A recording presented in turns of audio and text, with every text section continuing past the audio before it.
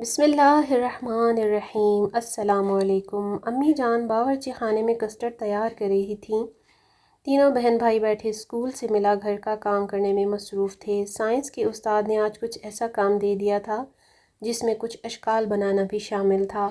بچے اپنی اپنی کتابوں پہ بنی ماحولیاتی نظام کی شکلیں کاپی پر بنا رہے تھے۔ ایمن کی ڈرائنگ اچھی تھی، اسی لیے اس کا کام اچھا دکھائی دے رہا تھا۔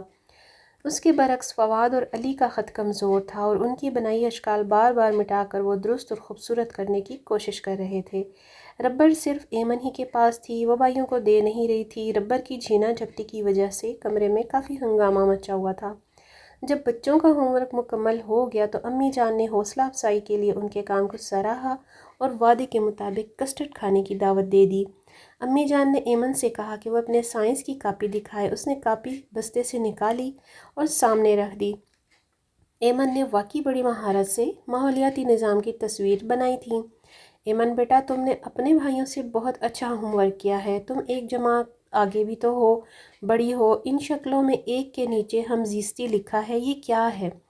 امی نے اس کا امتحان لینے کی خاطر اس سے پوچھا۔ ایمن نے جواب دیا کہ امی جان، ہم زیستی سمبائسس کہتے ہیں اس کو۔ یہ ایسا تعلق ہے جس میں دو مختلف جاندار ایک دوسرے سے کچھ لو کچھ دو کی بنیاد پر ایک دوسرے کی زندگی کو آسان بناتے ہیں۔